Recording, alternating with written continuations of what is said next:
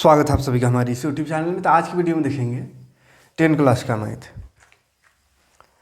9 chapter चल रहा है, उसी को आज कंटिन्यू करेंगे। 3-4 क्वेश्चन बताए थे पिछला पार्ट में, आज कुछ क्वेश्चन कर लेते हैं 3-4 क्वेश्चन, उसके बाद इसको ख़त्म करेंगे, फिर आएंगे नया चैप्टर में। तो रिवीजन चल रहा है चूँकि, तो जहाँ पे जो ज़्यादा इम्पोर्टेंट क्वेश्चन है वही सब क्वेश्चन को ज़्यादा फोकस कर रहे हैं। जैसे एक ये क्वेश्चन है, भूमि के एक बिंदु P से एक 10 मीटर ऊंचे भवन के शिखर का उन्नयन कोण 30 डिग्री है। भूमि के बिंदु P से क्या बोला है, P से एक 10 मीटर ऊंचे भवन, एक 10 मीटर ऊंचा भवन है। तो एक भवन सबसे पहले बना देना है, ये ज़मीन है और ये भवन है, ये 10 मीटर ऊंचा भवन है और ये समझिए सरफेस बना दिए। अब कोई बिंदु P है, इस P से इस भवन की ऊंचाई, भवन का जो कोण है, मान चलिए यहाँ तक भवन है, ठीक है, इतना बड़ा, इस भवन का कोण है 30 डिग्री। ये क्वेश्चन में दिया हुआ है। फिर उसके बाद कहा है, देखिए मेन है यहाँ पे ये त्रिभुज बनाना। त्रिभुज बनाना सीख गए तो बहुत ही सिंपल क्वेश्चन है, टेन थीटा साइन थीटा लगा देना बन जाएगा, ठीक है। तो ये इतना बन गया। उसके बाद आगे क्वेश्चन पढ़ेंगे तो भवन के शिखर पर एक ध्वज को लहराया गया है। भवन का शिखर ये है, इस पर एक ध्वज यानी झंडा फहराया गया। तो ये एक ध्वज का समझिए झंडा वाला है, झंडा लगा दिए। उसके बाद और P से ध्वज के शिखर का उन्नयन कोण 45। तो ये P से ध्वज यानी झंडा का शिखर जो है उसका उन्नयन कोण 45 है, यानी ये वाला 45 डिग्री का, यहाँ से यहाँ तक है ना, ऊपर वाला 45 डिग्री है। तो बोला बिंदु P से भवन की दूरी, बिंदु P से भवन की दूरी, इसको ये मान लेते हैं। और ध्वज दंड के लंबाई याद कर, ध्वज दंड ये है तो इसका लंबाई तो ये BC कर देते हैं। तो ये हमको ये वाला लंबाई निकालना है, ध्वज का जो झंडा का जो दंड है, झंडा का जो डंडा है उसको निकालना है, ठीक है। तो उसको हम यहाँ पे देखो कौन है, BC है ना। और एक चीज़ इसमें दिया हुआ है, √3 बराबर लेना 1.732। तो √3 जहाँ पे आएगा वहाँ पे इसको लेने बोला है, ठीक है। तो चलिए शुरू करते हैं। देखिए करना क्या है, सबसे पहले क्वेश्चन में क्या दिया हुआ था कि एक बिंदु P है, तो उस बिंदु P से एक भवन 10 मीटर ऊंचा भवन है, उसका शिखर का उन्नयन कोण 30 डिग्री है। तो लिख दिए P से शिखर का उन्नयन कोण 30 डिग्री बना दिए। उसके बाद बोला शिखर में एक झंडा लगा हुआ था, झंडा ये BC मान चलिए झंडा है, तो इसका झंडा का जो शिखर है उससे कोण जो है 45 डिग्री है। तो लगा दिए 45, बोला है BC निकालो, ठीक है। तो हम क्या कर देंगे, माना ध्वज है ना, ध्वज दंड का ऊंचाई BC, ठीक है। BC क्या है, ध्वज दंड का ऊंचाई है, समझ लिया, ठीक है। बाकी सब कुछ दिया हुआ है। अब हमको क्या इसको निकालना, BC निकालना है। तो इस BC को निकालने के लिए करना क्या होगा, ध्यान से सीखेंगे, ध्यान से समझेंगे। देखिए AB तो दिया हुआ है, AB दिया हुआ है। और एक चीज़ अगर हमको मालूम रहता है, A से C तक टोटल लंबाई, क्योंकि अगर हम चाहेंगे कि BC को डायरेक्ट निकाले तो BC डायरेक्ट नहीं निकल सकता है, क्योंकि डायरेक्ट कोई भुजा तब ही निकाल सकते जब वो समकोण हो, 90 डिग्री का त्रिभुज। लेकिन अगर BC को देखेंगे तो ऐसा कुछ त्रिभुज ऐसा है, यहाँ B और C है, इधर P है, तो ये तो 90 डिग्री नहीं है ना, ये तो 90 डिग्री नहीं है ना, यहाँ है कहीं नहीं है, मतलब समकोण त्रिभुज नहीं है। और समकोण त्रिभुज नहीं है तो इसमें साइन थीटा या कोस थीटा या टेन थीटा लगा के डायरेक्ट कोई भुजा नहीं निकाल सकते, ठीक है। तो इसमें चाहेंगे कि BC डायरेक्ट निकल जाएगा तो नहीं निकलेगा। उसके लिए हमको करना होगा, इस यहाँ से समकोण त्रिभुज बन रहा है, वहाँ से काम करना होगा। तो ये एक समकोण त्रिभुज बन रहा है, कौन सा, ABP छोटा वाला। एक समकोण त्रिभुज बन रहा है ACP मतलब बड़ा वाला, ठीक है। तो यहीं से काम होगा। काम क्या करेंगे, AC निकाल लेंगे, AC निकाल लेंगे। जब AC निकल जाएगा और AB तो दिया हुआ है, तो AC से AB को घटा देंगे, तो बकिया जो बचेगा वो होगा BC, ठीक है। मान के चलो AC रहता 15 और यहाँ तक दिया हुआ है 10, देखो तो बाकी कितना होगा, ये वाला 5 होगा। इतना तक समझ में आ ही जाता होगा। टोटल दिया 15, इधर 10 उधर 5 है, तो इतना सिंपल है। हमको क्या करना है, AC निकालना है बस। AC निकल गया तो घटा देंगे 10, काम हो जाएगा।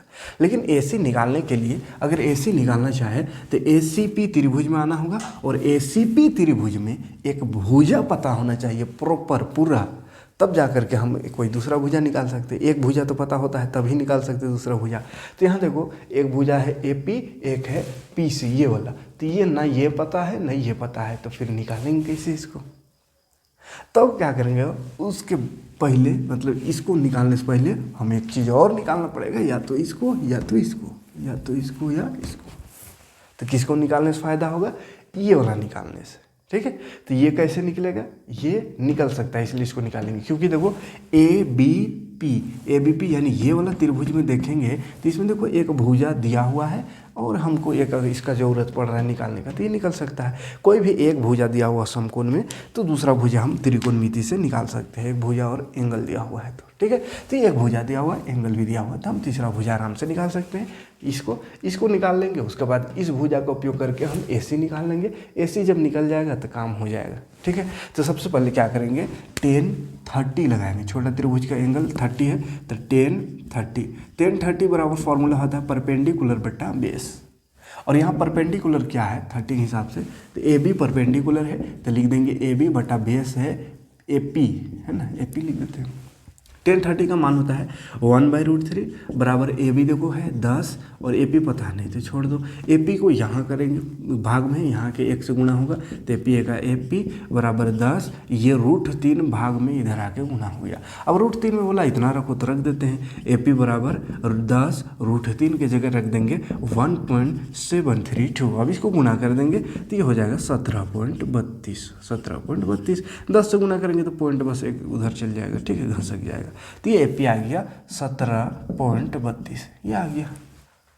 ये जब आ गया तो हम अब आराम से AC निकाल सकते हैं। तो क्या करेंगे, अब त्रिभुज ACP में देखेंगे, ये क्या था, त्रिभुज ABP में, ये त्रिभुज ABP में लगाया था। अब ACP यानी कि बड़ा वाला त्रिभुज, तो इसमें भी लगा दो 10, कितना डिग्री है इसमें 45, तो 10 45 फार्मूला तो 10 का वही होगा परपेंडिकुलर बटा बेस। और यहाँ परपेंडिकुलर क्या है, बड़ा त्रिभुज में AC है परपेंडिकुलर बटा बेस क्या है, तो यही है AP है। अब वैल्यू रख दो, 10 45 का 1 होता है बराबर AC पता नहीं हमको लाना है, छोड़ दो। AP पता है 17.32। ये यहाँ आ जाएगा, 1 से गुणा हो जाएगा भाग में है तो आ जाएगा कितना, AC बराबर 17 का 17.32। ये आ गया AC। हमको AC थोड़ी निकालना है, हमको तो BC निकालना है, ठीक है। तो BC निकालने के लिए क्या करेंगे, देखिए BC बराबर क्या है, तो AC टोटल है, AC कुल टोटल माइनस कर देंगे AB को तो निकल जाएगा BC। तो लिख दिए, क्या लिखेंगे, ध्वज दंड है कि दंड है कि ऊंचाई, माने झंडा का जो डंटा है उसका ऊंचाई बराबर ये हो गया है ना। अब AC रख दे, AC है 17.32 और AB क्या है, तो AB देखो 10, 17 में 10 घटाएंगे कितना हो जाएगा 7.32 मीटर आंसर, ठीक है। कोई दिक्कत नहीं, सिंपल सा है। बस ये किसी तरह बनाना सीख लो, उसके बाद थोड़ा सा कॉमन सेंस लगाना कैसे कैसे कहाँ जाएंगे, ठीक। चलिए देखते हैं और का क्वेश्चन इसे। देखिए एक ये क्वेश्चन इंपॉर्टेंट है। एक नदी के पुल के एक बिंदु से, एक नदी का पुल है, तो हम चलिए नदी का पुल इसको समझ लेते हैं, ये पुल है।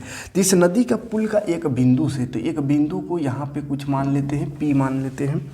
एक बिंदु से नदी के सम्मुख किनारों का अवनमन कोण, नदी है यहाँ पे, नदी है, ये इतना चौड़ा नदी बह रहा है ऐसा, ठीक है।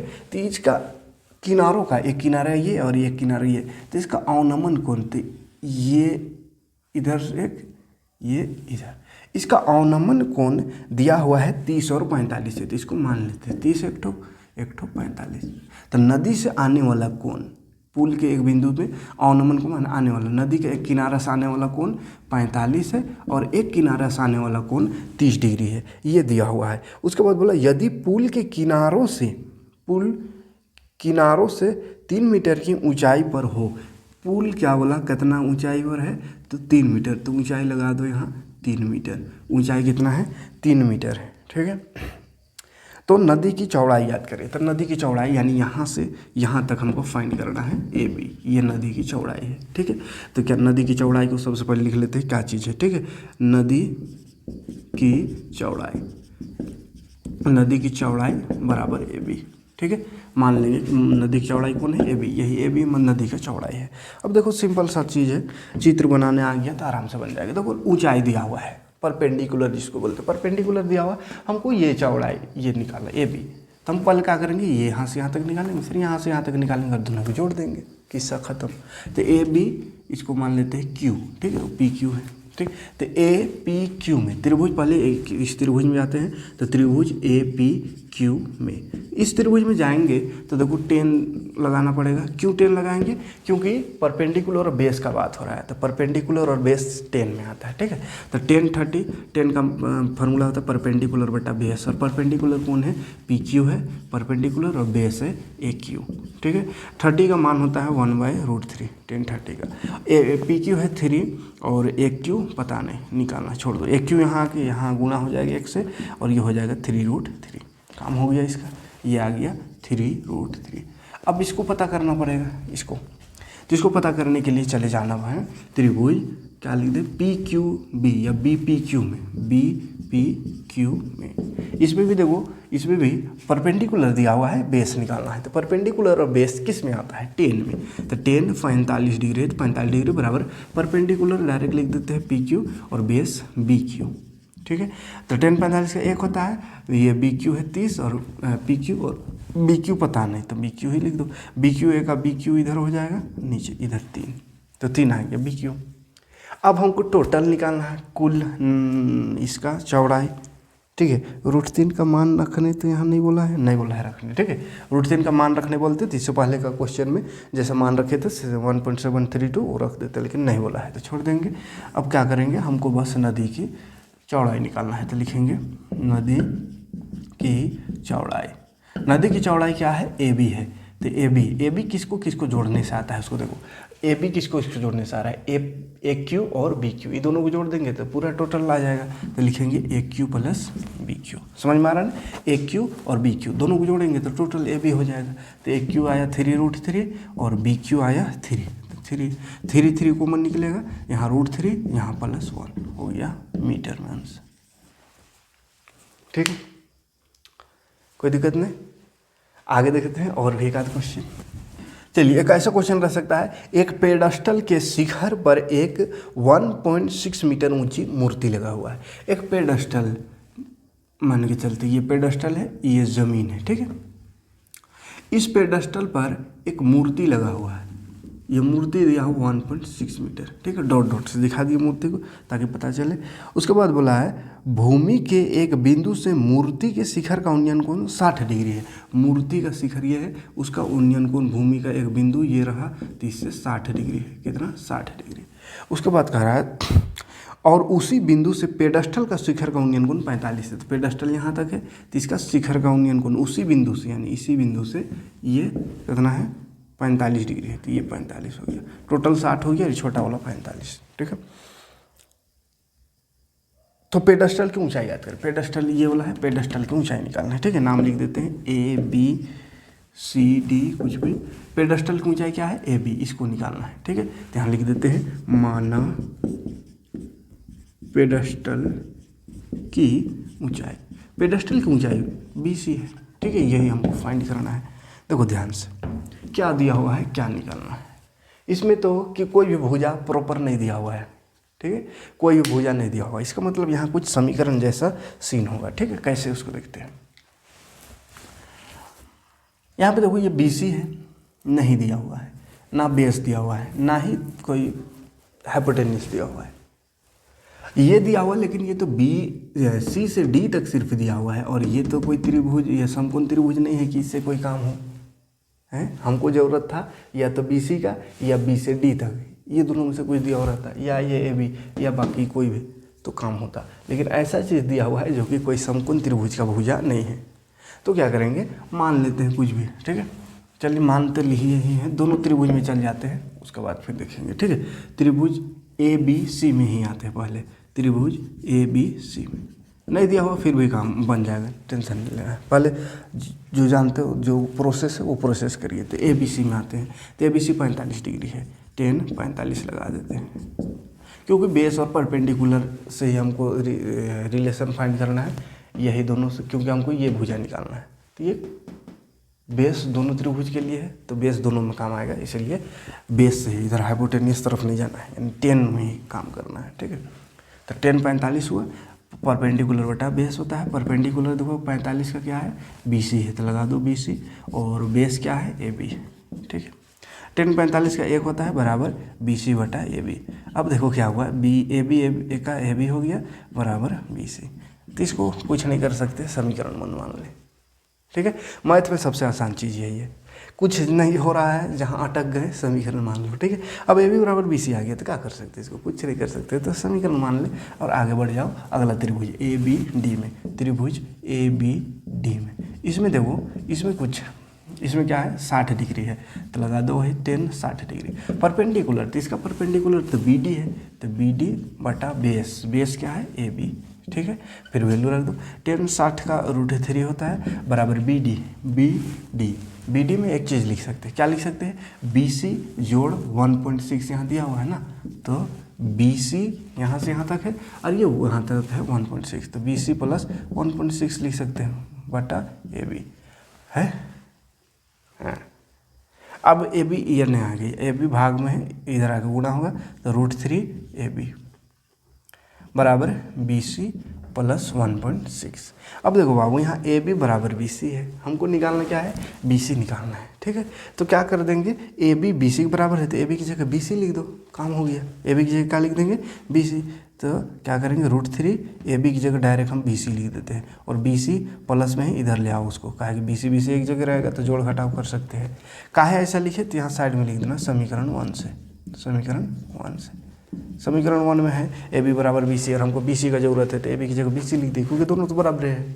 ठीक, अब यहाँ रूट देखो, BC दोनों में तो कॉमन निकलेगा, घटा नहीं सकते, काहे कि रूट में है, तो ये √3 बच जाएगा, माइनस यहाँ BC हट गया तो 1 बराबर 1.6। अब क्या हो गया, BC बराबर हो गया, उधर है 1.6 और नीचे आ जाएगा, ये गुना में है तो √3 - 1। अब बोले जब भी हर में √3 आए, आंसर नहीं लेना है, आंसर नहीं लिखना है, हर में रूट है, कोई भी रूट, √3 नहीं, कोई भी आ जाए जिसमें रूट हो, आंसर नहीं लिखना है, इसका रूट हटाना है। तो कैसे रूट हटेगा, परिमयकरण करके, तो √3 - 1 परिमयकरण करते हैं, तो इसी से गुना हो जाएगा, साइन बदल के कर दो गुना।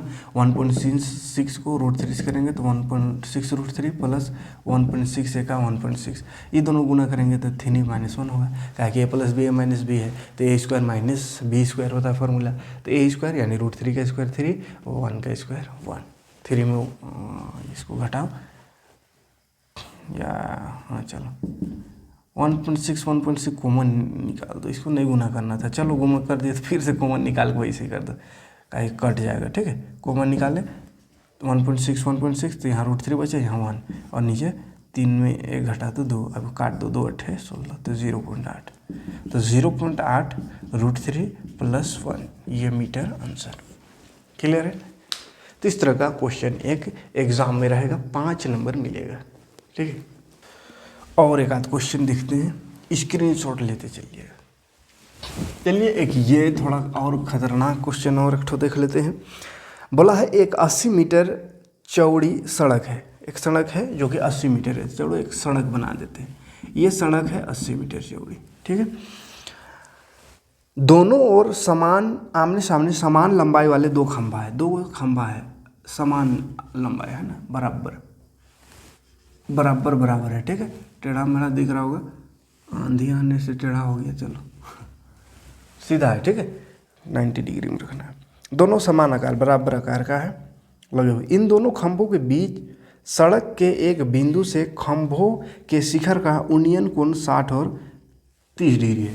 तो यहाँ से बोल रहे हैं सड़क के बीच में कहीं पे कोई बिंदु पर ये जो एंगल बन रहा है, एंगल वो एक का बन रहा है 60 डिग्री और एक का बन रहा है 30 डिग्री, बना दिए 60 और 30 डिग्री। ठीक है, बन रहा है, तो क्या बोला, खंभे की ऊंचाई और खंभे से बिंदु की दूरी ज्ञात कीजिए। तो खंभों से दूरी मतलब यहाँ से यहाँ तक ये वाला एक निकालना है, एक यहाँ से यहाँ तक, और ये ऊंचाई निकालना है। इतना इतना चीज़ हमको निकालना है, बहुत ही चीज़ निकालना है। देखिए ध्यान से, जो भी चीज़ निकालना है हम यहाँ पे ABCD नाम लिख देते हैं। ABC, कैसा नाम लिखे, ABC तक हुआ, DE, चलो कुछ भी लिख देते हैं। काम ऐसे जा रहा है। हाँ देखो, क्वेश्चन कंफ्यूज कर, बहुत चीज़ निकालना, ये निकालना, ये निकालना, ये निकालना, ये, कोई दिक्कत नहीं, सब निकल जाएगा, ठीक है। अच्छा, दिया हुआ कुछ नहीं है, बस क्या चीज़ दिया हुआ है कि दोनों खंभा बराबर है। खंभा क्या है, बराबर है। तो सबसे पहले मानेंगे, माना खंभे की ऊंचाई पहले मान लेते हैं, ठीक है। खंभे की ऊंचाई बराबर है। तो देखो एक से ऊंचाई AC है तो AC और D है तो D, दोनों बराबर है। तो खंभे की ऊंचाई बराबर AC बराबर D लिख दी, बराबर है तो बराबर। अच्छा, बराबर है इसीलिए इसको भर सिर्फ हम मान लेते हैं x, है ना, या नहीं भी मानने से काम चलेगा, लेकिन बराबर है तो x मान लो, ठीक है। बाकी को नहीं, XY जो है वही रहने देंगे, ठीक है।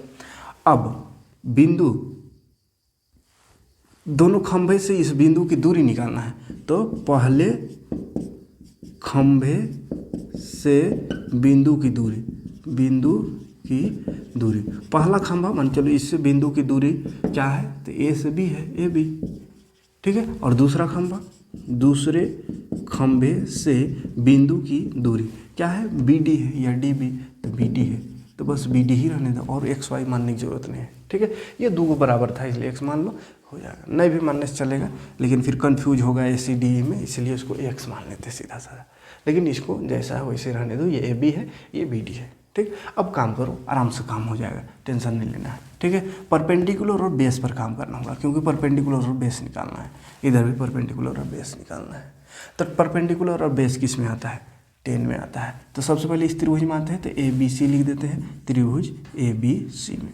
इसमें अगर देखेंगे तो 10 60 डिग्री परपेंडिकुलर बटा बेस फॉर्मूला होता है, ठीक है।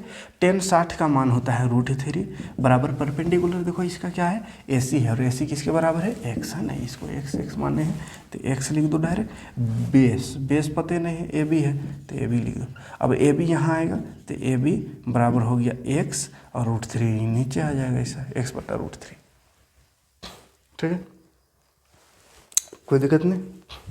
अब आगे बढ़ते हैं, इसको यहीं छोड़ दें, समीकरण 1, अटक गए कुछ नहीं कर सकते तो समीकरण मान लेना, ठीक है। अब दूसरा त्रिभुज BDE में, इसमें देखेंगे तो इसमें भी तो परपेंडिकुलर और बेस की ज़रूरत है। तो 10 कितना डिग्री है, 30, तो 10 30 डिग्री बराबर वही परपेंडिकुलर एक बार लिख देते हैं फार्मूला, परपेंडिकुलर है DE और बेस है BD। तो DE को x माने हैं और BD कुछ हो नहीं है, तो BD को BD ही रहने दो। 10 30 का होता है 1/√3 बराबर x बटा BD, ठीक है। BDA का BD is equal to √3x। हमको x का मान निकालने से ठीक होता, लेकिन यहाँ AB का मान निकाल दिए, क्योंकि x आ रहा है तो x का मान जो निकलेगा उसको वहाँ रख देंगे तो काम हो जाएगा। तो ऐसा करते हैं, इसको समीकरण 1 यहाँ ना मान के x को ही इसको करते, ऐसा करते हैं, x को रहने दो, AB इधर गया तो √3 AB √3 हो जाएगा, ठीक है। इसी को थोड़ा सीधा से लिख देंगे तो x बराबर AB √3। अब इसको समीकरण 1 मान लो, कहा कि x यहाँ दिख रहा है ना, तो x आया, x का मान को यहाँ रख देंगे, ठीक है। तो क्या हो जाएगा, BD बराबर √3, x का मान को रख दो, तो x का मान है AB √, ये हो गया।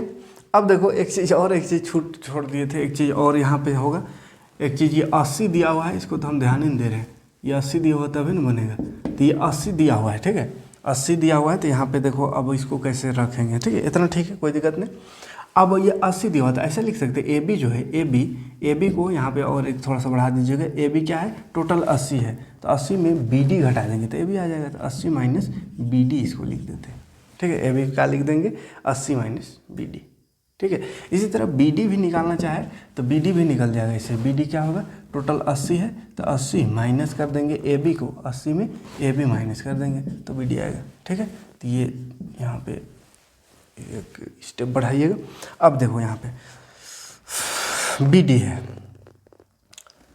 तो बी डी को जगह क्या लिख सकते हैं, यहाँ पे दिया हुआ देखिए, बी डी की जगह क्या लिख सकते हैं, 80 माइनस ए बी, तो लिख दो 80 माइनस ए बी बराबर √3 गुणा होगा 3 ए बी हो जाएगा।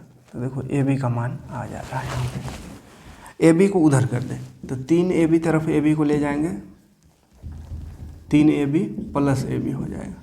ठीक है, माइनस में प्लस हो जाएगा बराबर 80। तो 3 और 1 हो गया 4, ए बी बराबर 80। काट दो इसको, 4 दूनी 8, 4 0, तो ए बी आ गया 20, ए बी 20 आ गया। ठीक है, तो ए बी निकालना था ना दूरी, 20 आ गया, ए बी 20 आ गया। अब बी डी निकालना है, तो बी डी बराबर क्या होता है, बी डी बराबर है 80 माइनस ए बी, तो 80 माइनस ए बी है 20, तो हो गया 60। तो ये 60 मीटर, ये 20 मीटर। ठीक है, अब लास्ट में लिख सकते हैं, क्या लिख सकते हैं कि पहले खंभे के बिंदु से दूरी ए बी बराबर 20 और दूसरा वाला बी डी बराबर 60। अच्छा, एक चीज़ और, एक्स भी तो निकालना है, एक्स निकला कि नहीं निकला, कहीं एक्स का तो पता ही नहीं चला, कहाँ हो गया, हाँ यहाँ एक्स है। तो समीकरण 1 से फिर एक्स निकाल दो, समीकरण 1 से, समीकरण 1 में है एक्स बराबर ए बी √3, तो ए बी आया अभी, ए बी 20 है तो 20 √3 इतना मीटर, ये एक्स हो गया, मतलब खंभे की ऊंचाई। लास्ट में लिख दीजिएगा सब कुछ, खंभे की ऊंचाई इतना, खंभा पहला खंभा से बिंदु की दूरी 20 और दूसरा से 60। ठीक है, तो ये कुछ इंपॉर्टेंट क्वेश्चन था। उम्मीद है इस तरह का भी क्वेश्चन अगर एग्जाम में आएगा तो आप बना लीजिएगा। ठीक है, और भी रिवाइज कर लीजिएगा, बाकी क्वेश्चन को भी बर्मा में जितना क्वेश्चन दिया हुआ है सभी को रिवाइज कर लीजिएगा। हम यहाँ पे 6-7 क्वेश्चन 2 वीडियो के माध्यम से कराने की कोशिश किए, ताकि आपके चीज़ थोड़ा समझ में आ जाए ना, रिवीजन करा रहे तो सबको कराते रहेंगे तो समय पर बात है। तो चलिए आज के वीडियो में इतना ही, मिलते हैं नेक्स्ट वीडियो में, 10 चैप्टर स्टार्ट करेंगे नेक्स्ट वीडियो से। ठीक है, थैंक्स फॉर वॉचिंग।